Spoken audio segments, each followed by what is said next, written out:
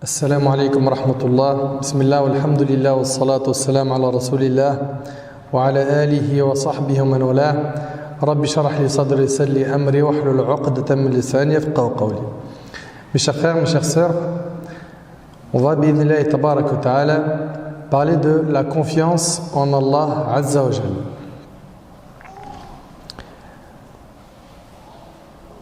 Nous avons besoin en tant que musulmans de placer notre confiance en Allah subhanahu wa ta'ala. Et ce à tout moment.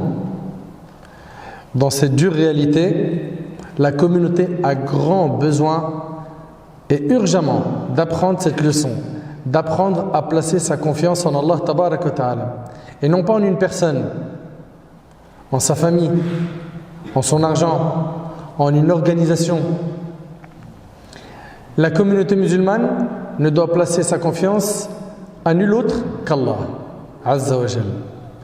Et la confiance en Allah tabaraka wa ta'ala n'est pas une parole qu'on répète, ni de la fumée qui s'envole. La communauté musulmane n'a ni besoin, écoutez attentivement s'il vous plaît, ni d'argent, ni de cerveau, ni de pétrole, ni d'endroit stratégique unique. Mais la communauté musulmane a besoin de connaître son Seigneur, Allah tabaraka wa ta'ala, une connaissance parfaite, comme Allah et son messager sallallahu alayhi wa sallam le souhaitent. La communauté a besoin de concrétiser la confiance en Allah seul et de laisser le résultat à qui? À Allah tabaraka wa ta'ala. Nous on place notre confiance en Allah, on fait les causes et le résultat il appartient à Allah, n'est-ce pas? Mais quelle est la définition de la confiance en Allah? Soyez attentifs s'il vous plaît. La confiance en Allah est la conviction ferme du cœur en Allah en cherchant les causes. La confiance en Allah est la conviction ferme du cœur en Allah en cherchant les causes. Nous n'avons pas à abandonner le recours aux causes. On n'a pas le droit de les ignorer, comme par exemple les causes pour trouver un travail, ou pour trouver un appartement, ou pour se marier. Tu ne peux pas dire moi, je reste à la maison, je fais de dua, je place ma confiance en Allah, je ne fais aucune cause et le travail va venir frapper à ma porte, idem pour le mariage, etc. etc. Non. Le musulman, il va placer sa confiance en Allah Azza wa Jalla, il va avoir recours aux causes. Il va les postuler pour un travail, CV, lettre de motivation, il fait les causes. Pareil pour le mariage. Idem pour le mariage. On n'abandonne pas les causes en disant je m'en remets à Allah. Comprenez-le bien. Ibn Abi Dunya rahimahullah rapporte avec une chaîne de transmission authentique que Omar, vous connaissez le compagnon Omar ibn Khattab radiyallahu anhu, deuxième calife de l'islam, grand compagnon. Omar ibn Khattab vit des gens et il leur a dit qui êtes-vous? Ils répondirent nous sommes ceux qui s'en remettent à Allah. Il leur répondit non, vous n'êtes que des fainéants, car ceux qui s'en remettent à Allah sont des hommes qui sèment les graines dans la terre, puis s'en remettent à Allah pour le résultat. Allah tabaraka wa ta'ala a fait des causes pour toutes choses. Chaque chose résulte d'une cause. Même le paradis a des causes comme salat, n'est-ce pas? Porter le hijab pour les sœurs, le dhikr d'Allah, la lecture du Coran, la bienfaisance envers les parents. Toute chose nécessite un recours aux causes dans cette vie. La confiance en Allah tabaraka wa ta'ala nécessite un recours aux causes. Si tu aimes vraiment le prophète sallallahu alayhi wa sallam, concrétise la confiance en Allah. Sahl ibn Sa'd at-Tustari radiyallahu anhu a dit celui qui refuse d'avoir recours aux causes refuse la sunna. Écoutez bien. Celui qui refuse d'avoir recours aux causes refuse la sunna. Et celui qui refuse la confiance en Allah refuse la foi. Le recours aux causes est une sunna du prophète sallallahu alayhi wa sallam. Et la confiance en Allah était l'état du prophète sallallahu alayhi wa sallam. Suivez bien. On a donc dit la confiance en Allah et la conviction ferme du cœur en Allah en ayant recours aux causes. Certains croient que la confiance en Allah consiste à abandonner les causes. On vous l'a dit et on le répète et on ne cessera de vous le répéter, c'est faux. Au niveau des actions, il est obligatoire d'avoir recours aux causes. Et sachez que les causes seules ne peuvent pas être utiles sans la volonté d'Allah. Et ça, on y reviendra, bi'idhnillah. Chers frères, chères sœurs, le médecin dans son cabinet, l'ingénieur dans son entreprise, le soldat sur le champ de bataille, l'étudiant dans son université, le paysan dans sa terre, le commerçant dans son commerce, tous ont recours aux causes. La connaissance, n'est-ce pas? C'est une cause. L'invention, la force, l'intelligence et bien d'autres choses. C'est une grande erreur d'abandonner les causes et dire « moi j'ai confiance en Allah ». Qui était l'homme qui plaçait le plus, écoutez bien, qui était l'homme qui plaçait le plus sa confiance en Allah subhanahu wa ta'ala? C'est qui? Non? C'est le prophète Muhammad sallallahu alayhi wa sallam. Personne n'a placé sa confiance en Allah azza wa jal autant que lui. Et avec cela, le jour où il a fait sa hijra, son immigration, quand il a quitté la Mecque pour aller à Médine, il a fait les causes ou pas? Bien sûr qu'il a fait les causes. Il a pris un guide polythéiste pour lui indiquer la route. Oui ou non? Ça s'appelle avoir recours aux causes. Au lieu de prendre la direction de Médine, il a brouillé les pistes. Il n'a pas tout de suite pris la direction de Médine, il a pris une autre direction. Pourquoi? Pour brouiller les pistes, car ses ennemis les recherchaient. Ça également, c'est avoir recours aux causes. Le prophète alayhi salatu wassalam a placé Ali radiallahu anhu sur son lit. C'est pourquoi? C'est pour que les gens pensent que c'est lui, n'est-ce pas? Ça c'est un sabab, c'est une cause.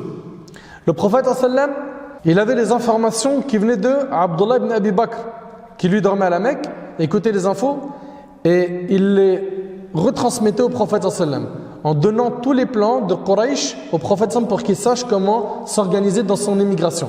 Ça c'est quoi? C'est des causes tout ça. Asma bint Abi Bakr, la fille d'Abu Bakr radiallahu anha, elle a porté la nourriture au prophète sallam et à Abu Bakr, c'était un recours aux causes. Amr ibn Fuhayra, lui il a porté son troupeau afin d'effacer les traces de pas de qui? Du prophète sallam et de son compagnon. Subhanallah, tout ça c'est quoi? Ça va recours aux causes. Pendant les batailles, le prophète sallam il porte une armure ou pas? Pourquoi? Pour se protéger. Il a recours aux causes, il se dit pas moi j'ai confiance en Allah, personne ne va me toucher. J'insiste sur le fait d'avoir recours aux causes, car la communauté est une communauté qui doit avoir recours aux causes. Nous sommes une communauté qui donne, qui bosse, qui travaille. Ce qu'on veut aujourd'hui, c'est que vous compreniez bien c'est quoi le tawakkul. La confiance en Allah Azza wa Jalla, je le répète, c'est la conviction ferme du cœur en Allah en ayant recours aux causes. C'est la totalité de la foi et l'aboutissement de la réalisation du tawhid, l'unicité d'Allah. Et c'est pour cela qu'Allah Ta'ala incite le prophète à s'en remettre à lui dans plusieurs versets. Regardez combien de fois le prophète Allah Tabaraka wa Ta'ala dans le Coran il va s'adresser à lui en lui demandant de s'en remettre qu'à lui, Azza wa Jal. Allah Ta'ala dit dans Sourate Al-Furqan wa tawakkal 'ala al-hayy alladhi la yamut wa sabbih bihamdihi, et place ta confiance en le vivant qui ne meurt jamais et par sa louange glorifie-le. C'est un ordre de la part d'Allah. Et place ta confiance en le vivant qui ne meurt jamais. Allah Tabaraka wa Ta'ala dit également au prophète sallam fatawakkal 'ala Allah innaka 'ala al-haqqil mubin. Place donc ta confiance en Allah, car tu es de toute évidence dans la vérité claire. Allah Tabaraka wa Ta'ala dit au prophète sallam fa idha 'azamta fatawakkal 'ala Allah. Puis une fois que tu t'es décidé, confie-toi donc à Allah. Mes frères et sœurs, sachez qu'Allah Tabaraka wa Ta'ala a fait l'éloge de ses prophètes, les prophètes au pluriel, qui ont concrétisé la confiance en Allah. Allah Ta'ala dit dans Sourate Ibrahim وَمَا لَنَا أَلَّا نَتَوَكَّلْ عَلَى اللَّهِ وَقَدْ هَدَانَا سُبُلَنَا وَلَنَصْبِرَنَّ عَلَى مَا آذَيْتُمُونَا وَعَلَى اللَّهِ فَلْيَتَوَكَّلِ الْمُتَوَكِّلُونَ. Et qu'aurions-nous à ne pas placer notre confiance en Allah alors qu'il nous a guidés sur les sentiers que nous devions suivre? Nous endurerons sûrement la persécution que vous nous infligez. Et ceux qui ont confiance en Allah s'en remettent entièrement à lui. Allah Tabaraka wa Ta'ala a fait l'éloge des compagnons du prophète alayhi salatu wassalam dans Sourate Al-Imran. Allah Tabaraka wa Ta'ala dit الذين قال لهم الناس إن الناس قد جمعوا لكم فاخشوهم فزادهم إيمانا وقالوا حسبنا الله ونعم الوكيل فانقلبوا بنعمة من الله وفضل لم يمسسهم سوء واتبعوا رضوان الله والله ذو فضل عظيم إنما ذلكم الشيطان يخوف أولياءه فلا تخافوهم وخافوني إن كنتم مؤمنين. Écoutez attentivement s'il vous plaît, barakallahu fikum. Allah Ta'ala il dit, certes, ceux auxquels l'on disait, les gens se sont rassemblés contre vous. Craignez-les. Cela a augmenté leur foi. Et ils dirent, Allah nous suffit et il est notre meilleur garant. Ils revinrent donc avec un bienfait de la part d'Allah et une grâce. Nul mal ne les toucha. Et ils suivirent ce qui satisfait Allah. Et Allah est détenteur d'une grâce immense. C'est le diable qui vous fait peur de ses adhérents. N'ayez donc pas peur d'eux, mais ayez peur de moi si vous êtes croyants. La confiance en Allah Ta'ala est donc une méthodologie. Et il faut avoir recours aux causes en toutes circonstances, en tout lieu. Et ensuite, avoir la conviction ferme du cœur en Allah. Ainsi, on pourra obtenir ce qu'on souhaite. Le musulman ne doit pas attacher son cœur aux causes, mais il doit attacher son cœur au Seigneur des causes. On en a beaucoup dans notre communauté qui, quand ils parlent, ils disent « c'est grâce à moi, c'est moi qui a fait. Heureusement que j'étais là. C'est mon intelligence, c'est mes diplômes. C'est grâce à moi. » Et on se jette des fleurs. C'est grâce à toi quoi? Tout ce que tu possèdes aujourd'hui est grâce à Allah subhanahu wa ta'ala. On entend souvent ces erreurs dans nos discussions. C'est grâce à moi. C'est moi qui a fait. Ou bien parfois tu entends quoi? Écoute, j'ai fait tout ce que je pouvais faire. Le reste, Allah, il le fait. Allah, il fait le reste.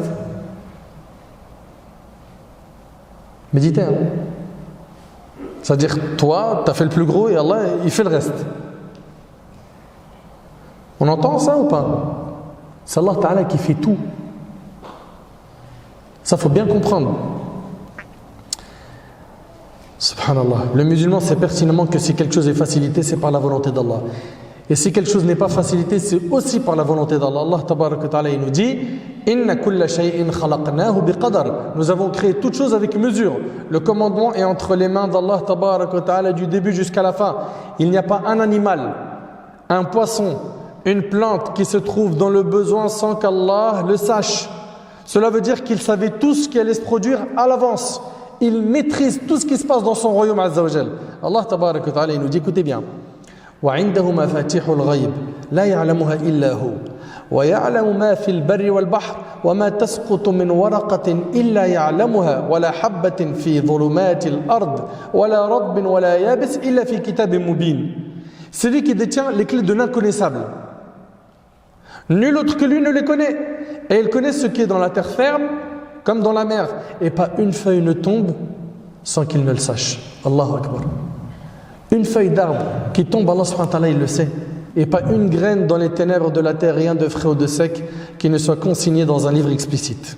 Ahbab al-Kiram, j'attire votre attention maintenant sur un hadith très important et je vous demande, Inch'Allah, de le méditer, de l'écouter avec les oreilles de votre cœur.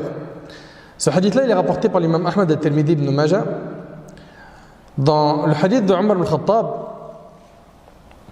ce hadith, il est rapporté avec une chaîne de transmission authentique d'après Omar ibn Khattab.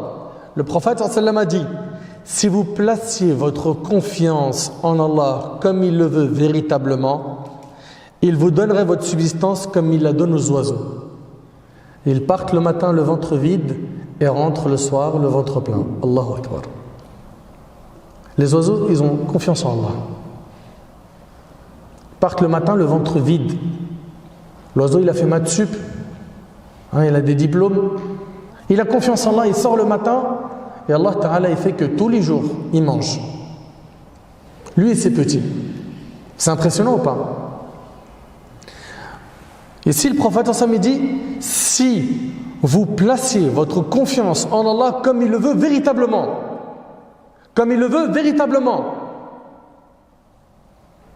attention, c'est pas des paroles, c'est concret par l'action. Un jour, tu vas te retrouver à chercher un emploi et peut-être tu seras éprouvé. Tu vas peut-être pas tout de suite décrocher cet emploi. Et un deuxième, et un troisième. Et il se peut que tu fasses quoi? Et il se peut que tu dises, bon, puisque j'ai pas le choix, je vais me tourner vers un emploi où il y a du haram. Parce que dans le halal, j'arrive pas. Toute personne qui place sa confiance en Allah, Allah tabaraka wa ta'ala ne l'abandonnera jamais. Ça, il faut bien le comprendre. Il se peut que tu sois éprouvé. Oui, Allah il va te tester pour voir le niveau d'amour que tu as pour lui, Azza wa Jal. Pour voir est-ce que tu es patient, est-ce que tu es prêt à sacrifier pour lui. Mais garde en tête qu'Allah ne t'abandonnera pas. Regardez, si vous placiez votre confiance en Allah comme il le veut véritablement, il vous donnerait votre subsistance comme il la donne aux oiseaux. Ils partent le matin le ventre vide et rentrent le soir le ventre plein. Sachez que la subsistance n'est pas simplement l'argent. Beaucoup de gens pensent que la subsistance c'est quoi? L'argent. Quand tu dis rizq, ça veut dire argent pour lui. Non, le terme rizq, subsistance, est bien plus large que cela. Comme le dit Ibn al-Mandour dans les Lisan al-Arab, qui est une encyclopédie de référence, il dit la subsistance est tout ce dont a besoin tout être vivant dans cette vie matériellement et moralement. Je répète. Il dit la subsistance est tout ce dont a besoin tout être vivant dans cette vie matériellement et moralement. Sachez que la foi, avoir la foi, c'est un rizq. C'est-à-dire que c'est Allah qui te l'a octroyé. L'amour du prophète, c'est un rizq. Oui ou non? L'amour de la famille du prophète, c'est un rizq. L'amour des compagnons du prophète, c'est un rizq. C'est un cadeau de la part d'Allah qu'il a mis dans ton cœur. L'épouse pieuse est un rizq. L'époux pieux est un rizq. Le travail noble dans le halal, les enfants pieux, la grande maison, la mansitude, la science, le bon comportement, l'argent, la victoire, tout ça ce sont des arzaq, des subsistances. Je répète la définition de la subsistance, rizq. La subsistance est tout ce dont a besoin tout être vivant dans cette vie, matériellement et moralement. Si vous placez votre confiance en Allah comme il le veut véritablement, il vous donnerait votre subsistance comme il la donne aux oiseaux. Il nous donnerait l'argent qu'on recherche, la science, les enfants, une épouse pieuse, un mari pieux, la patience face aux épreuves, le raffermissement de la foi, la générosité, etc. Nous, on craint la pauvreté alors que c'est Allah le riche. C'est vrai ou c'est pas vrai? On craint la maladie alors que c'est Allah tabaraka wa ta'ala al-shafi, celui qui guérit, ou non? On craint le mal alors que c'est Allah le protecteur. On craint les épreuves alors que c'est Allah le secoureur. Les créatures les plus heureuses sont celles qui adorent Allah le mieux. Et subhanallah, plus le serviteur s'abaisse devant Allah et plus il montre qu'il a besoin d'Allah, plus il est proche d'Allah et plus il est estimé auprès de lui, Azza wa Jal. De plus, le serviteur est incapable d'obtenir par lui-même, écoutez bien, ce dont il a besoin et de repousser par lui-même ceux qui lui causent du tort. Il a besoin de l'aide de son Créateur. Allah tabaraka wa ta'ala est le seul à être imploré pour ce que nous désirons. Et Allah subhanahu wa ta'ala n'a pas besoin de ses créatures. Et toutes les créatures sans exception ont besoin de lui. Nous, on est les pauvres devant Allah tabaraka wa ta'ala. On a besoin de lui, Azza wa Jal. Il vous donnerait votre subsistance comme il la donne aux oiseaux. Ils partent le matin le ventre vide et ils retournent le soir le ventre plein. Les oiseaux, subhanallah, sortent le matin tôt, le ventre vide, mais ils sortent pour chercher la nourriture. Et par leur tawakkul, Allah il leur donne, subhanallah. Celui qui cherche la subsistance, Allah la lui donnera. Allah tabaraka wa ta'ala dit, méditez bien s'il vous plaît. وَمَا مِن دَابَّةٍ فِي الْأَرْضِ إِلَّا عَلَى اللَّهِ رِزْقُهَا وَيَعْلَمُ مُسْتَقَرَّهَا وَمُسْتَوْدَعَهَا كُلٌّ فِي كِتَابٍ مُبِينٍ. Écoutez bien, il n'y a point de bête sur terre dont la subsistance n'incombe à Allah qui connaît son gîte et son dépôt. Tout est dans un livre explicite. Méditez avec moi s'il vous plaît. Les animaux marins, il y en a combien? Des milliers, n'est-ce pas? Il y en a un nombre incalculable. Ils sont très nombreux, oui ou non? Ils mangent tous à leur faim. Qui pourvoit leur subsistance? Allah. Les oiseaux, pareil, sont très nombreux. Qui s'occupe de les nourrir? Qui? Allah tabarak wa ta'ala. Les animaux, les humains, subhanallah, Allah tabarak wa ta'ala leur accorde leur subsistance à tous. Médite sur ces animaux qui vivent dans des endroits sombres et ténébreux ou qui vivent sous la terre. Pense aux fourmis, pense aux insectes. Tout le monde est nourri. Qui leur octroie cette subsistance? C'est Ar-Razzaq, Allah tabarak wa ta'ala. Il y a un verset, subhanallah, qui est très très fort. Et j'aimerais, Inch'Allah, qu'on le médite. Allah tabarak wa ta'ala, dans Sourate Al-Dhariyat, il dit وَفِي السَّمَاءِ رِزْقُكُمْ وَمَا تُوعَدُونَ فَوَرَبِّ السَّمَاءِ وَالْأَرْضِ إِنَّهُ لَحَقٌّ مِثْلَ مَا أَنَّكُمْ تَنْطِقُونَ. Et il y a dans le ciel votre subsistance et ce qui vous a été promis. Par le Seigneur du ciel et de la terre, ceci est tout aussi vrai que le fait que vous parliez. Dans ce verset, Allah tabarak wa ta'ala, il nous informe que la subsistance se trouve dans le ciel et non sur terre. Pourtant, l'argent est sur terre. Les entreprises sont sur terre. Le commerce est sur terre. Oui ou non? Allah tabarak wa ta'ala, il nous dit que la subsistance, elle se trouve dans le ciel. Il va falloir comprendre que la subsistance est bien dans le ciel, auprès d'Allah. Et que sur terre, nous n'avons que des causes. Et celui qui va mettre de l'effet dans ces causes, c'est Allah Azza wa Jal. Sans Allah, telle entreprise n'aurait pas marché. Sans Allah, ce groupe n'aurait pas pu s'organiser pour monter tel projet, tel business. Sans Allah, on n'aurait rien eu. Ça doit donc nous pousser à être humbles. Et de ne pas être de ceux qui parlent en disant moi je, c'est moi qui, moi, toutes ces lettres elles commencent par moi. C'est le centre du monde, mashallah. Un peu d'humilité. Ce qu'il faut comprendre de ce verset, c'est que la subsistance vient du ciel et que la terre contient les causes. Cela veut dire que ces causes fonctionnent par un ordre divin.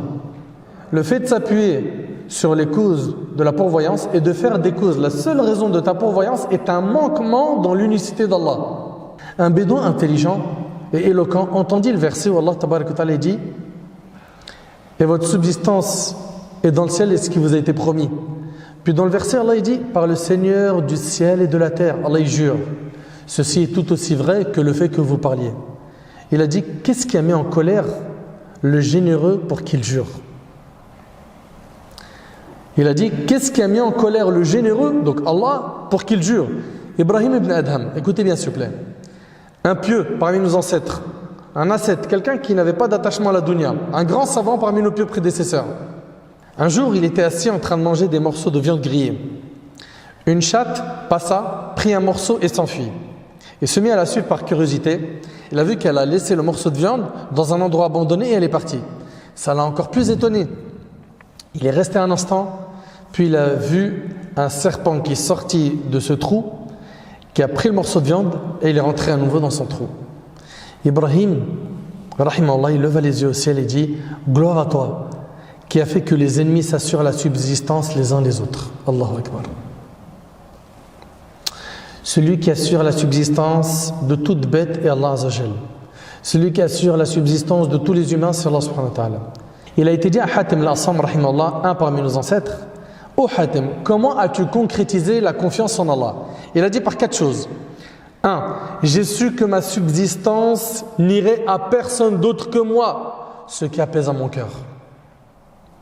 Ton risque, quelqu'un va venir te le prendre?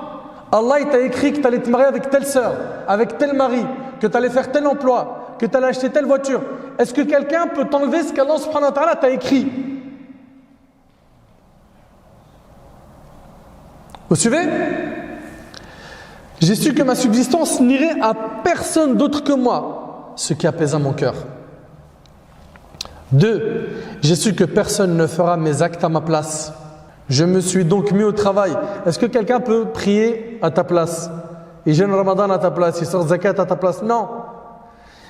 Hatim, rahimahullah, il a dit, j'ai su que personne ne fera mes actes à ma place, donc je me suis mis au travail. 3. J'ai su qu'Allah me voyait, suite à quoi j'ai eu honte qu'il me voie dans le péché. 4. J'ai su que la mort m'attendait, alors j'y ai préparé mes bagages pour rencontrer Allah. Un homme lui demanda, mais d'où manges-tu donc? Il lui répondit, وَلِلَّهِ خَزَائِنُ السَّمَاوَاتِ وَالْأَرْضِ وَلَكِنَّ الْمُنَافِقِينَ لَا يَفْقَهُونَ. Et c'est à Allah qu'appartiennent les trésors des cieux et de la terre, mais les hypocrites ne comprennent pas. Et parmi les sublimes histoires, écoutez bien, spirituelles, il y a cette histoire de Hatim al-Asam lorsqu'il a voulu partir au pèlerinage. Il dit à ses enfants qu'il avait l'intention d'accomplir le pèlerinage cette année. Et lui dire, qui va nous donner à manger? Qui va s'occuper de nous? Tu pars, tu vas au Hajj, et nous, comment on va vivre? Tu vas au Hajj, et nous, comment on va vivre? Il avait une fille qui avait un degré élevé de confiance en Allah. Elle lui a dit, mon père, place ta confiance en Allah et pars, car tu n'es pas celui qui assure notre subsistance. C'est fort, hein? Tu n'assures pas notre subsistance. Hatim partit avec ce qu'il avait comme argent sur lui et leur laissa ce qu'il avait comme argent dans la maison. Après quelques jours, la nourriture de la maison a été consommée et l'argent fut dépensé. Et là, la famille s'est tournée vers qui pour blâmer? Vers la fille, justement. Ils sont partis voir la jeune fille. Alors maintenant, comment on va manger? Hein? Tu as été la cause, tu as dit à notre père de partir, comment on fait maintenant? Elle a invoqué Allah et elle a dit, oh Allah, tu nous as habitués à tes bienfaits. Ne nous prive pas de tes bienfaits. Elle avait confiance en Allah qu'Allah il n'allait pas les abandonner. Leur père, il est au pèlerinage. Là, on parle de l'époque, hein, il n'y avait pas de téléphone, il n'y avait pas de... Ça, il est parti, il faut attendre qu'il revienne. Vous suivez? Et cette fille, elle avait confiance en Allah, elle savait qu'Allah il n'allait pas les abandonner.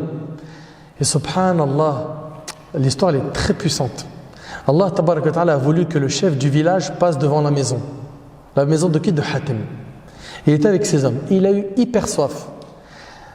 Et il a demandé à un de ses soldats d'aller lui chercher un verre d'eau fraîche. Le soldat frappa à la porte de Hatim. Quand il sut que le chef voulait un verre d'eau, ils lui ont préparé un verre d'eau propre. Et ici, ils lui ont donné ce verre d'eau. Il but et dit, à qui appartient cette maison? On lui répondit, à Hatim al-Asam. Il dit, l'homme pieux? Il lui dit oui. Il répondit, louange à Allah de nous avoir fait boire de la maison des pieux. Il demanda, où est-il que je le salue? On lui a dit qu'il était au pèlerinage. Il répondit, nous devons alors récompenser ses enfants pendant son absence. Il sortit alors une bourse remplie de pièces d'or. Et c'était la monnaie de l'époque. Imaginez-vous, hein? Plein de pièces d'or. Et il a laissé ça à la maison. Mais Allah a voulu plus que cela. Il a dit à ses soldats que celui qui m'aime fasse comme moi. Vous êtes d'accord, les soldats, ils l'aiment ou ils l'aiment pas, ils vont faire la même. Ils n'ont pas le choix. Celui qui m'aime, qui fasse comme moi. Et subhanallah, d'un seul coup, la maison a été inondée de dons. La maison était remplie d'or. La fille pieuse entra en pleurant. Ses frères et sa mère entrèrent et lui dirent, mais pourquoi tu pleures alors que maintenant on est devenu riche? Elle répondit, écoutez bien, ça c'est un être humain qui a regardé notre état, suite à quoi on s'est enrichi. Elle a dit, ça c'est un être humain qui a regardé notre état, suite à quoi on s'est enrichi. Comment serait notre situation si Allah nous regardait avec le regard de sa satisfaction? Allahu Akbar. Allahu Akbar. Si seulement nous réalisions la confiance en Allah, pas en l'argent. Vous savez, cette vie, on vous l'a dit plein de fois, c'est un champ. L'intelligent parmi nous, c'est celui qui va planter un maximum de graines. Ces graines-là, c'est tes bonnes actions, tes sadaqat, tes sacrifices, le temps que tu passes pour Allah. Tu vas tout faire pour être utile là où tu te trouves. Faire le bien, le répandre, propager le bien. Hélas, on a des gens, pour eux, cette vie, c'est là où il faut tout miser. L'argent, il sort rien, là. Rien. Demande-lui le dernier don que tu as fait, c'était quand? Qu'est-ce que c'est dur d'entendre pour lui sadaqa? Et on voit des fois des gens dire, moi le jour où je suis riche, oh là là, moi j'ai de l'argent moi. Des puits, je vais parrainer des orphelins, je vais faire du bien. Et regarde quand il devient riche. Ah non mais en fait parce que j'ai pas encore acheté d'appartement. En fait j'allais acheter un F4 mais on m'a dit c'est mieux d'avoir une villa parce que tu as le jardin et tout, le barbecue en été. Tu sais les enfants ils sont tranquilles, tu déranges pas les voisins et tout. Il n'y a plus d'aumône, il n'y a plus rien. C'est triste. Et c'est une fitna. Qu'Allah Azza wa Jalla nous donne la force de tenir face à cette épreuve, celle de la dunya, l'argent.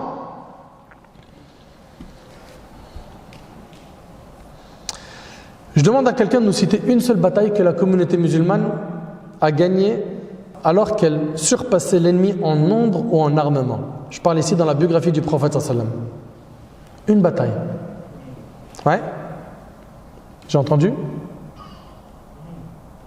Qui a dit Hunayn? Barakallahu fik. Certains vont dire Hunayn. Même à Hunayn, l'ennemi était plus nombreux. Mais les musulmans ont été impressionnés par leur nombre, qui était plus important que d'habitude. Quand leur cœur a été attaché à leur nombre, il s'est passé ce qui s'est passé jusqu'à ce que les cœurs soient attachés à nouveau à Allah, puis Allah leur a donné la victoire après que les cœurs se soient attachés à lui. Je répète encore une fois, il faut se munir des causes puis s'en remettre à Allah tabarak wa ta'ala de manière confiante. Certains, ils attribuent leur réussite sociale à leurs compétences et ils oublient d'attribuer le bien à qui? À celui qui détient le bien. Et sachez que celui qui attribue sa réussite à Allah en étant reconnaissant, Allah lui rajoutera de ses biens, n'est-ce pas? Et lorsque votre Seigneur proclama, si vous êtes reconnaissant, très certainement j'augmenterai mes bienfaits pour vous. Tu dois comprendre la règle de conduite d'Allah dans l'univers. Ces règles sont immuables et ne se modifieront pas et ne ménageront personne, tant bien même ils prétendraient pouvoir les combattre. Il existe une grande différence entre le clairvoyant et le non-clairvoyant.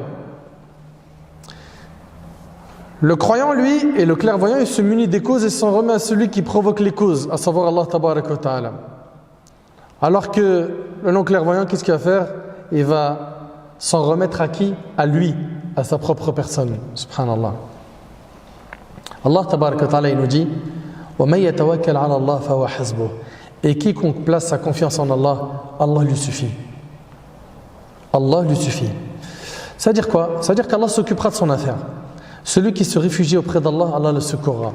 Celui qui confie ses affaires à Allah, Allah pourvoira ses besoins. Mais celui qui place sa confiance en sa raison, s'égarera. Celui qui place sa confiance en son argent, s'affaiblira. Celui qui place sa confiance aux gens, s'avilira. Par contre, celui qui place sa confiance en Allah, ni ne s'égarera, ni ne s'affaiblira, ni ne s'avilira. Ahbab al-Kiram, je vous le dis, je le répète, personne n'a placé sa confiance en Allah comme il le faut et a été abandonné par Allah. Personne. Jamais Allah n'abandonne celui qui s'en remet à lui comme il le faut. Ahbab al-Kiram, entrons maintenant ensemble dans le jardin de ceux qui placent leur confiance en Allah pour voir que toute personne qui a placé sa confiance en Allah, Allah lui a suffi. Voyons ensemble toutes ces histoires qui sont des histoires riches en leçons, les histoires des prophètes, que l'on connaît pour la plupart, mais qui sont le meilleur des rappels. Et n'oubliez pas, Allah Ta'ala, en parlant des prophètes, il a dit voilà ceux dont Allah a guidé, suis donc leur voie. La voie de qui? Des prophètes. Notre prophète Nuh alayhi salam. Vous connaissez le prophète Nuh alayhi salam? Oui ou non? Il a placé sa confiance en Allah. Allah il leur a ordonné de construire une arche, n'est-ce pas? Allah Ta'ala il lui dit wasna'il fulka bi'ayunina wa wahyina, et construit l'arche sous nos yeux et d'après notre révélation. Nuh il s'exécute et il a construit l'arche sur le sable. Ses détracteurs lui ont demandé où est l'eau? Où est l'eau grâce à laquelle l'arche pourra voguer? Or Nuh a reçu l'ordre de son Seigneur de construire l'arche. Il l'a fait sans chercher à comprendre. Allah Azza wa Jalla nous dit وَيَصْنَعُ الْفُلْكَ وَكُلَّمَا مَرَّ عَلَيْهِ مَلَأٌ مِّن قَوْمِهِ سَخِرُوا مِنْهُ قَالَ إِن تَسْخَرُوا مِنَّا فَإِنَّا نَسْخَرُ مِنكُمْ كَمَا تَسْخَرُونَ فَسَوْفَ تَعْلَمُونَ مَن يَأْتِيهِ عَذَابٌ يُخْزِيهِ وَيَحِلُّ عَلَيْهِ عَذَابٌ مُقِيمٌ. Et il construit l'arche. Et chaque fois que des notables de son peuple passaient près de lui, il se moquait de lui. Il dit, si vous vous moquez de nous, eh bien, nous nous moquerons de vous comme vous vous moquez de nous. Et vous saurez bientôt à qui viendra un châtiment qui l'humiliera et sur qui s'abattra un châtiment durable. Lorsque l'heure arriva et que c'est devenu sérieux, Nuh s'est réfugié auprès d'Allah. Subhanallah, il n'y avait pas d'eau. Il n'y avait pas d'eau. Mais il a fait les causes qu'on lui a ordonnées. Il n'a pas posé de questions sur les conséquences. Pareil pour toi. Tu reçois un ordre de la part d'Allah, aie confiance en Allah. Mon frère ainsi que toi, ma soeur, aie confiance en Allah. Sache que tout le bien est dans ce qu'Allah t'a ordonné. Et tout le mal est dans quoi? Dans la chose qu'Allah Ta'ala t'a rendue interdite. C'est-à-dire, ne fais pas la chose qui t'a interdit afin de quoi? De te préserver. Ensuite, Allah Tabaraka wa Ta'ala nous dit que Nuh a fait une dua. فدعا ربه أني مغلوب فانتصر. Il invoqua donc son Seigneur, moi je suis vaincu, fais donc triompher ta cause. Il a dit Allah, je suis vaincu, fais triompher ta cause. Le résultat, ففتحنا أبواب السماء بماء منهمر وفجرنا الأرض عيونا فالتقى الماء على أمر قد قدر وحملناه على ذات ألواح ودسر تجري بأعيننا. Nous ouvrîmes alors les portes du ciel. Regardez, subhanallah, l'éloquence coranique. Allah ne dit pas on a fait descendre la pluie. Allah Azza wa Jalla dit nous ouvrîmes alors les portes du ciel. Pas une porte, mais les portes à une eau torrentielle. Et fîmes jaillir la terre en source, c'est-à-dire de l'eau qui sort de la terre et qui descend du ciel. Les eaux se rencontrèrent d'après un ordre qui était déjà décrété dans une chose faite. Et nous le portâmes sur un objet fait de planches et de clous. C'est quoi? L'arche, voguant sous nos yeux. Subhanallah. Il faut pour cela la taqwa, la crainte d'Allah et la confiance en Allah. Munis-toi des causes dans la limite de tes possibilités, de ton potentiel. Remets-en toi à Allah pour le résultat. Allah Ta'ala dit وَمَنْ يَتَوَكَّلْ عَلَى اللَّهِ فَهُوَ حَسْبُهُ. Et quiconque place sa confiance en Allah, Allah lui suffit. Parmi ceux qui ont connu la confiance en Allah, at-tawakkul, le prophète Ibrahim alayhi salatu wassalam, l'ami intime d'Allah. Comme vous le savez, Ibrahim alayhi salam, il a cassé les statues. Et ensuite, son peuple rentre, ce jour de fête, il rentre, il voit toutes les statues cassées, il y a une hache dans la main de la plus grande statue, qui a fait ça? Ils mènent leur enquête et ils décident de punir Ibrahim alayhi salam. Ils vont donc le mettre sur une catapulte, les mains ligotées, et ils vont allumer un immense feu pour le brûler. Et à ce moment-là, essayez d'imaginer, Jibril alayhi salam, l'ange Gabriel, subhanallah, il vient voir le prophète Ibrahim, il lui dit « As-tu besoin de quelque chose ?» Il lui dit « Allah nous suffit et quel bon défenseur. J'ai besoin que d'Allah. » T'imagines, toi, tu es dans la même épreuve et un ange il vient et dit « Est-ce que tu as besoin de mon aide ?» Ibn Abbas radiyallahu anhu a dit Allah nous suffit et quel bon défenseur. C'est la formule prononcée par Ibrahim quand on le jeta au feu. Elle a été de même prononcée par Muhammad sallam quand on lui dit les gens ont mobilisé des masses contre vous, craignez-les. Cela augmente à leur foi et ils dirent Allah nous suffit et quel bon défenseur. Rapporté par le Bukhari. Apprenez donc à dire Hasbunallah wa ni'mal wakil. Comme vous le savez, Ibrahim alayhi salam, il a placé sa confiance en Allah avant d'être jeté dans le feu. Suite à quoi? Il n'a pas été brûlé. Par la loi physique, le feu brûle, n'est-ce pas? Allah a créé le feu et lui a donné cette propriété. Jette quelque chose dans le feu, tu verras qu'il va brûler, oui ou non? Existe-t-il un feu qui ne brûle pas? Non. Et ici, Allah tabaraka wa ta'ala a fait que notre prophète Ibrahim alayhi salam n'a pas brûlé dans ce feu. Allah Ta'ala dit Qulna ya nar kuni bardan wa salaman ala Ibrahim. Nous dîmes au feu, soit pour Ibrahim, écoutez bien, une fraîcheur salutaire. Allah Ta'ala, s'il aurait dit juste soit pour Ibrahim une fraîcheur, il aurait peut-être quoi? Souffert du froid. Il aurait pu même geler. Mais Allah Ta'ala dit une fraîcheur salutaire. Et vous savez, Ibn Kathir, rahimahullah, il dit dans l'explication de ce verset que le feu avait simplement consumé la corde qui avait servi à ligoter ses mains. C'est la seule chose qui a brûlé de lui. Subhanallah. Hajar alayhi salam. Hajar alayhi salam, c'est l'épouse de qui? J'entends pas? Du prophète Ibrahim alayhi salatu wassalam. Ibrahim alayhi salam, il prend sa femme Hajar et son bébé Ismaïl. Où? Dans un lieu désertique, où il n'existait, écoutez bien, où il n'existait ni plante ni eau. Ils se rendirent donc dans cette zone aride sur laquelle naîtra plus tard la ville de la Mecque. Cette histoire, vous la retrouvez dans Sahih al-Bukhari selon Ibn Abbas, radiyallahu anhuma. Ibrahim alayhi salam, il emmène son épouse et ce nourrisson, ce bébé, son fils Ismaïl. Elle est en train de l'allaiter. Et il les dépose dans l'endroit où plus tard il y aura quoi? La Kaaba. À l'endroit le plus haut de la mosquée. Subhanallah. À l'époque, il n'y avait aucun humain qui vivait là-bas. Pas d'eau, rien, personne. Il les dépose avec un sac de dattes et une autre pleine d'eau. Et d'ailleurs, Ibrahim alayhi salam, il va invoquer Allah. Il va dire quoi? Rabbana, inni askantu min dhurriyyati biwadin ghayri dhi zar'in 'inda baytika al-muharram. Rabbana liyuqimu as-salata faj'al af'idatan min an-nas tahwi ilayhim warzuqhum min ath-thamarati la'allahum yashkurun. Ô notre Seigneur, j'ai fixé une partie de ma progéniture dans une dépression impropre aux cultures, dans un endroit désertique, juste auprès de ta maison sacrée. Ô notre Seigneur, pour qu'ils accomplissent la prière, fais que des cœurs d'entre les humains se précipitent vers eux. Fais leur attribution de fruits, peut-être seront-ils reconnaissants. Il dépose sa femme dans cet endroit désertique et il rebrousse chemin. Et là, qu'est-ce qui se passe? La mère d'Ismaïl, elle le suit en disant « Où vas-tu » Elle lui dit « Où vas-tu en nous laissant dans cette vallée où il n'y a ni humain ni objet ?» Et elle répète la question plusieurs fois. Et il ne lui prête pas attention. Ensuite, elle lui dit « Est-ce que c'est Allah qui t'a ordonné cela ?» Il a dit oui. Et regardez le réflexe, elle a dit « Alors, il ne nous abandonnera pas. »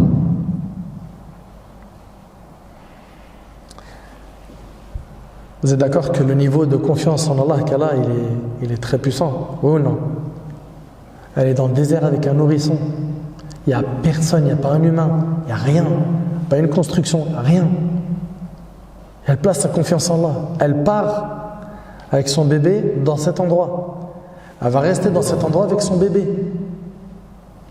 Et à un moment donné, vous savez tous ce qui va se passer. Elle va commencer à chercher de l'eau.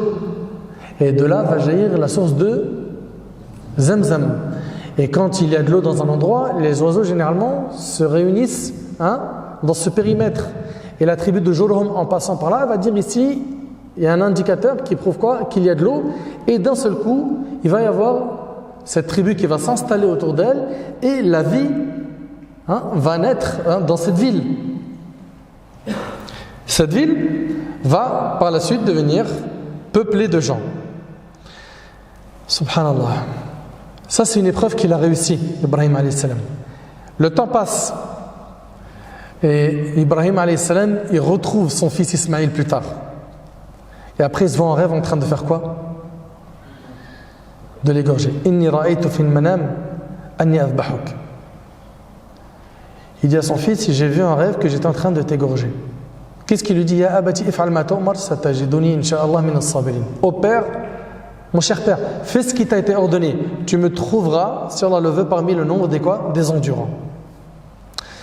Subhanallah. Lui, il a confiance en Allah. Sa mère a la confiance en Allah. Ibrahim alayhi salam, le père, a confiance en Allah. Remarquez qu'à chaque fois qu'Ibrahim alayhi salam, il a eu le choix entre Allah et quelque chose, il a toujours choisi Allah. Entre Allah et son peuple, il a choisi Allah. Entre Allah et son père, Azar, celui qui fabriquait les statues, il a choisi Allah. Entre Allah et son épouse, entre Allah et son fils, à chaque fois qu'il a été mis à l'épreuve, il a toujours choisi Allah. Et c'est comme ça que tu seras un gagnant, en choisissant tout le temps Allah. Dans chaque affaire, fais ce qu'Allah tabaraka wa ta'ala t'a demandé de faire. Et Ibrahim alayhi salam, il prend le couteau, il prend son fils, il se dirige pour l'égorger. Vous imaginez le cœur du père envers son fils, en plus un père qui n'a pas eu d'enfant que très tardivement, une fois que ses cheveux ont blanchi et dont la femme était stérile, une fois que son enfant, ça y est, il commence à marcher, il va, il vient, il sort avec son père, il connaît la joie, il reçoit l'ordre de l'égorger. Une épreuve difficile, mais il l'a réussi. Et qu'est-ce qu'Allah tabaraka wa ta'ala a fait? Allah tabaraka wa ta'ala dit وَفَدَيْنَاهُ بِذِبْحٍ عَظِيمٍ, et nous le rançonnâmes d'une immolation généreuse. Cette confiance en Allah solide qu'a eu Ibrahim alayhi salam, c'est que son fils Ismaïl a fait qu'Allah ta'ala a fait descendre un mouton du paradis afin qu'il soit égorgé à la place d'Ismaïl. Le prophète Yaqub alayhi salam et ses fils, vous connaissez son histoire? Le prophète Yaqub alayhi salam et ses fils. Lorsque Yaqub alayhi salam a été informé que son fils a été dévoré par un loup, son fils qui? Youssouf. Qui a dit qu'il a été dévoré par un loup? Ses frères, n'est-ce pas? Pourquoi? Ils étaient jaloux de lui. Très bien. Le temps passe et après, Youssouf alayhi salam devient le ministre des Finances en Égypte, n'est-ce pas? Puis, après, il y a une disette, une famine, et les frères de Youssouf décident d'aller en Égypte. Pourquoi? Pour avoir de la nourriture. Et là, à ce moment-là, il décide de garder qui? Yusuf alayhi salam. Benyamin, le petit frère. Yaqub alayhi salam, il perd dans un premier temps Yusuf alayhi salam et dans un second temps, Benyamin. Il a pleuré, il était triste, il en est même devenu aveugle. Il a toujours gardé confiance en Allah et il avait une bonne opinion d'Allah et Allah Azza wa Jalla lui a rendu son fils Yusuf et Benyamin après une longue absence. Parmi les personnes qui ont eu confiance en Allah fermement, on a le prophète Moussa alayhi salam. Moussa alayhi salam, il est poursuivi, comme vous le savez, par l'armée de Pharaon. Il a devant lui la mer, derrière lui l'armée. Est-ce qu'il a perdu confiance en Allah? Non. فَلَمَّا تَرَاءَ الْجَمْعَانِ قَالَ أَصْحَابُ مُوسَى إِنَّا لَمُدْرَكُونَ. Puis quand les deux parties se virent, les compagnons de Moussa dirent: nous allons être rejoints. Et qu'est-ce qu'il répond Moussa alayhi salam qui a confiance en Allah? Et il répond tout de suite dans les médias. Il dit: قَالَ كَلَّا إِنَّ مَعِيَ رَبِّي سَيَهْدِينِ. Il dit jamais: on ne va pas être rattrapé car j'ai avec moi mon Seigneur qui va me guider. Subhanallah. Allah tabaraka wa ta'ala était avec lui. Donc rien à craindre. Si on concrétise la confiance en Allah comme il se doit, on n'aura peur de personne à part Allah. Si Allah est avec toi, si Allah subhanahu wa ta'ala est avec toi, tu n'as pas à avoir peur car tu es accompagné du Tout-Puissant qui ne peut être dominé. Tu es accompagné du Tout-Puissant qui ne peut être vaincu. Tu es accompagné du riche par excellence qui ne peut s'appauvrir. Tu es accompagné d'Allah. Et quelle noble compagnie! Si seulement la communauté savait, connaissait la valeur d'Allah tabaraka wa ta'ala, nous n'avons besoin que de connaître Allah subhanahu wa ta'ala comme il le veut, lui exalté soit-il, et comme le veut Muhammad sallallahu alayhi wa sallam qui le connaissait le mieux. Il ne nous manque rien à part placer notre confiance en Allah, compter sur lui, se réfugier en lui, remettre toute chose à lui. قَالَ كَلَّا إِنَّ مَعِيَ رَبِّي سَيَهْدِينِ. Il dit jamais, car j'ai avec moi mon Seigneur qui va me guider. On est d'accord que si on prend un bâton, on frappe avec la mer ne va pas se diviser en deux, oui ou non? Oui ou non? On est d'accord. Subhanallah, il a placé sa confiance en Allah. Allah subhanahu wa ta'ala, il lui dit quoi? Il lui dit: frappe avec ton bâton la mer. Il frappe et qu'est-ce qui se passe? Il y a 12 chemins qui vont se faire. Et l'eau qui va s'accumuler va avoir la forme d'une montagne. Allah ta'ala, il dit: فَكَانَ كُلُّ فِرْقٍ كَالطَّوْدِ الْعَظِيمِ. Elle se fendit alors, la mer, hein, et chaque versant fut comme une énorme montagne. Et l'orgueil de Pharaon jusqu'au bout. Hein. Il a dit: vous voyez ça? C'est mon œuvre. Jusqu'au bout, il est dans le kibr, l'orgueil. Parmi les exemples de tawakkul, de confiance en Allah, on a la magnifique histoire de la mère de Moussa. C'est quand même impressionnant.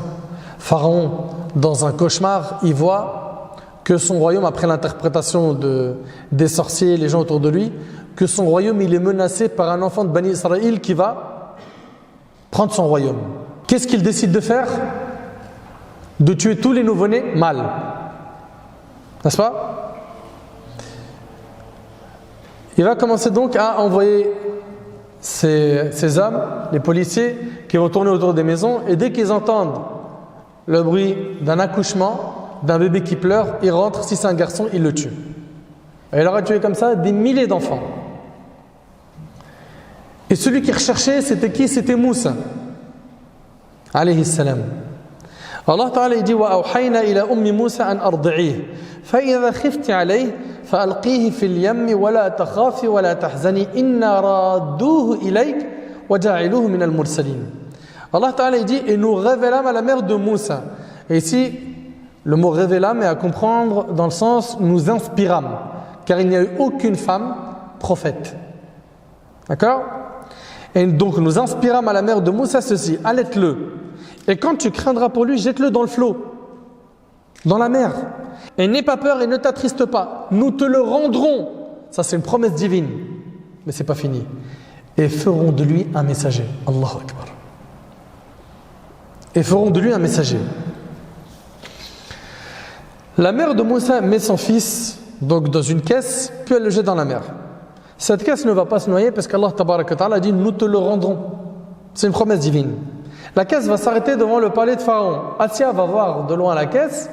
Et Assia, c'est qui? C'est la femme de Pharaon. Très bien. C'est une femme modèle. Hein, c'est une parmi les femmes modèles qui a cru en Moussa alayhi salam, qui a adoré Allah tabarak wa ta'ala, et qui d'ailleurs a été tué sauvagement. Par qui? Par Pharaon et ses hommes. Elle a tout de suite eu de l'amour pour ce bébé.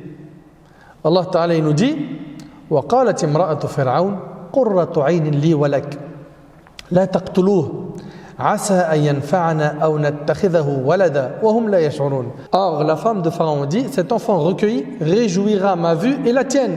Ne le tuez pas. Il pourrait nous être utile ou le prendrons-nous pour enfant? Et il ne pressentait rien. Subhanallah, on sait qu'après, il y a eu pas mal de nourrices qui sont passées. Pourquoi? Pour allaiter Moussa. Mais il a refusé le lait de toutes les nourrices. Et c'est devenu une affaire qui s'est propagée dans le palais au point où c'était la discussion de tout le monde. Le bébé ne veut pas se nourrir, ne veut pas manger, ne veut rien prendre. Et l'annonce a été faite par la suite. La recherche d'une nourrice s'est étendue jusqu'à ce que l'appel a été fait dans les marchés. Et là, c'est la sœur de Moussa qui, en passant devant un marché, entend cette information. Elle le rapporte donc à sa mère.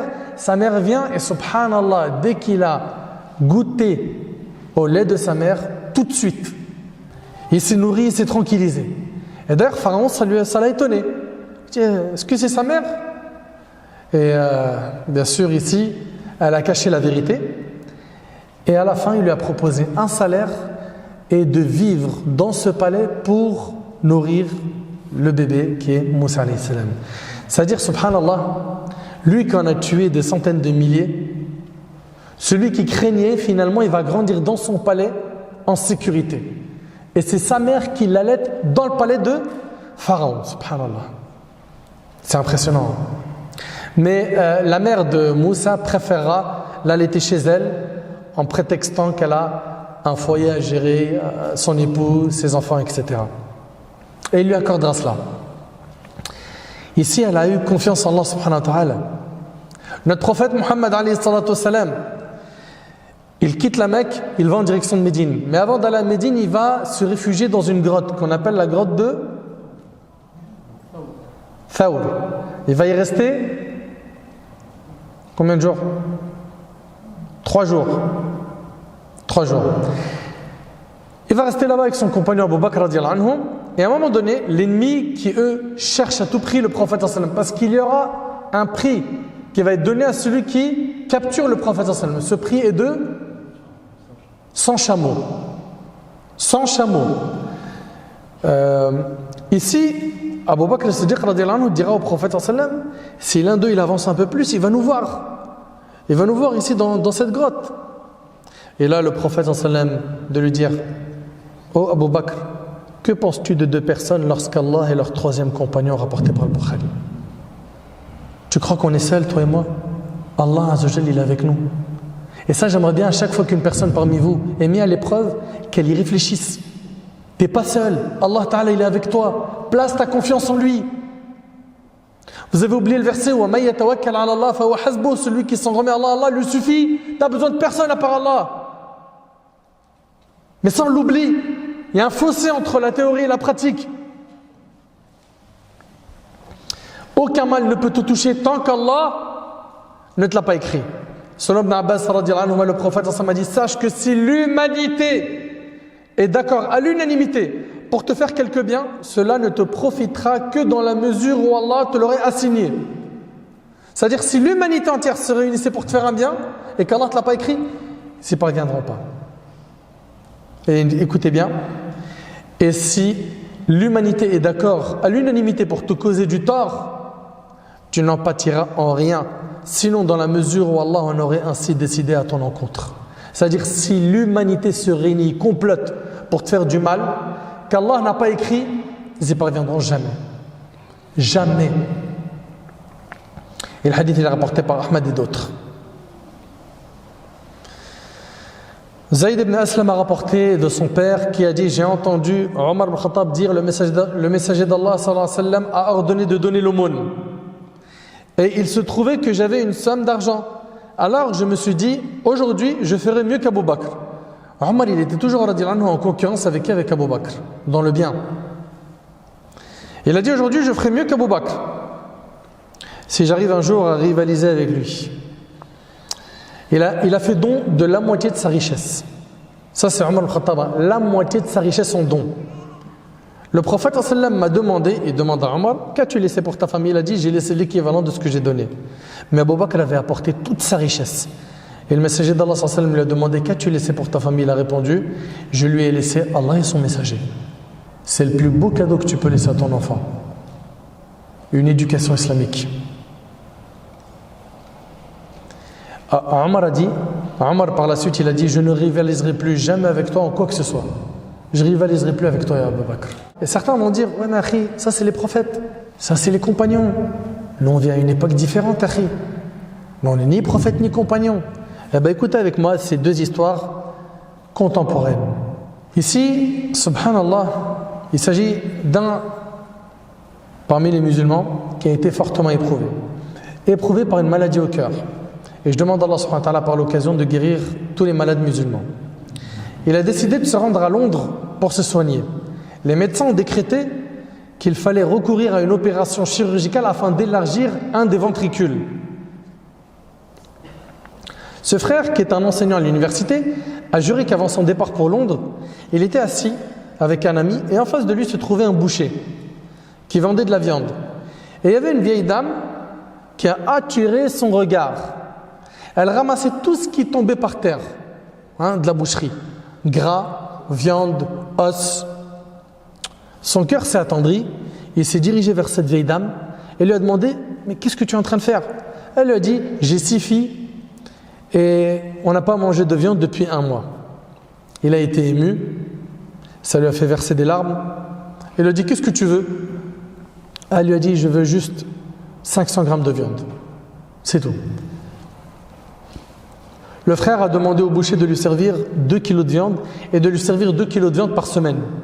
Et il a payé l'équivalent d'une année. C'est quelque chose, hein? Ou non?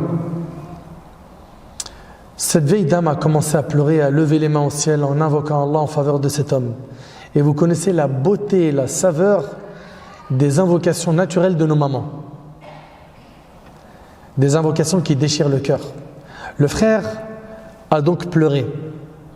Puis, il retourne discuter avec son ami et en retournant chez lui, il se sent bien, il se sent heureux, il se sent léger. Et quand on fait du bien, généralement, ça nous procure de la joie, oui ou non? Il a senti une force dans son corps. Il frappe à la porte, sa fille étudiante à l'université lui a ouvert, et elle a tout de suite remarqué un changement, que son père, il dirait qu'il allait mieux. Il lui a raconté toute l'histoire, sa fille a pleuré, puis a invoqué Allah en ces termes, « Oh Allah, rends-nous heureux par la guérison de notre père, comme tu as rendu heureuse cette mère et ses filles. » Puis Allah subhanahu wa ta'ala a répondu à l'invocation. Subhanallah. 2-3 jours après, tout a changé. Il ressent de la force, de l'énergie, mais la famille insiste. Pourquoi? Pour qu'il se rende à Londres et qu'il subisse l'opération. À ce moment-là, il a commencé à pleurer. Il a commencé à pleurer, mais c'était vraiment fort, comme s'il n'avait jamais pleuré de sa vie auparavant. Il arrive à l'hôpital à Londres. Les médecins ils sont stupéfaits. Ils lui demandèrent, qu'as-tu fait pendant cette absence? Les radiographies ne décèlent rien d'anormal. Allahu Akbar. Tout est rentré dans l'ordre. L'opération n'est plus à l'ordre du jour. Il a commencé à pleurer. Et il a dit, j'ai commercé avec Allah et Allah m'a guéri. J'ai commercé avec Allah et Allah m'a guéri. Allah Ta'ala dit, et quiconque place sa confiance en Allah, Allah lui suffit. Subhanallah.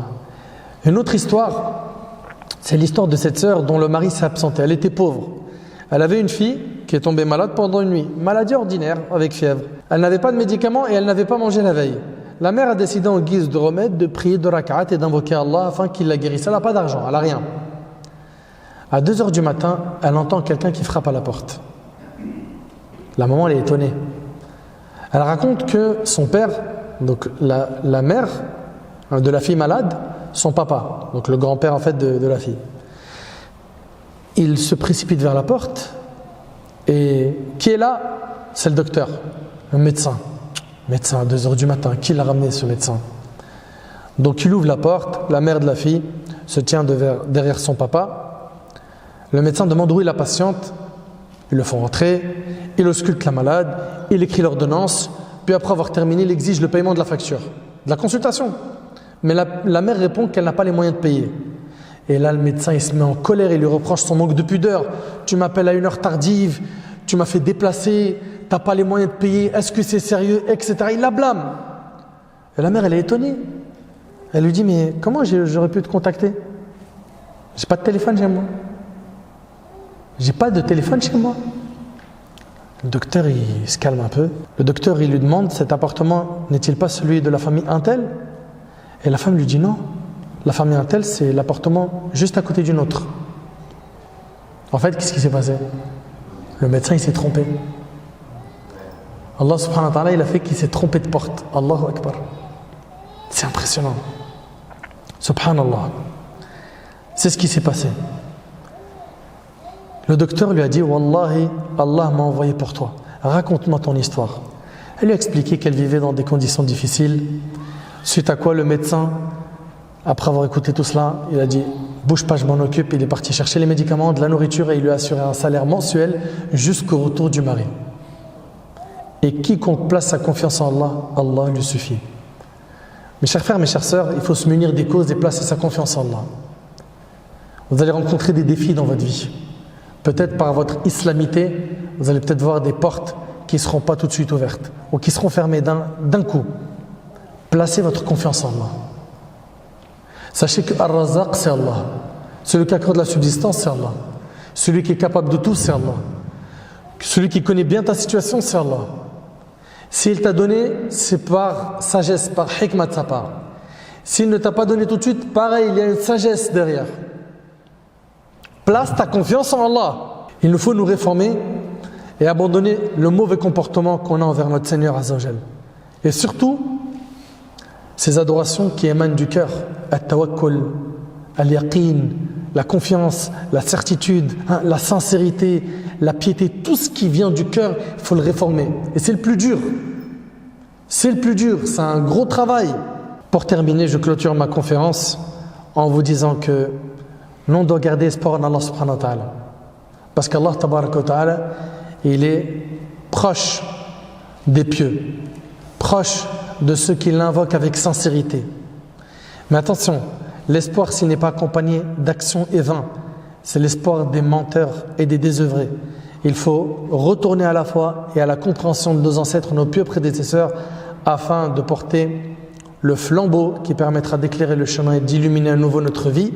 J'implore Allah tabaraka wa ta'ala de m'accorder ainsi que vous une confiance en Allah véritable et concrète. J'implore Allah tabaraka wa ta'ala de vous récompenser pour l'écoute attentive. Sallallahu subhanahu wa ta'ala yanfa'ni bima qultu yanfa'akum bima sami'tum.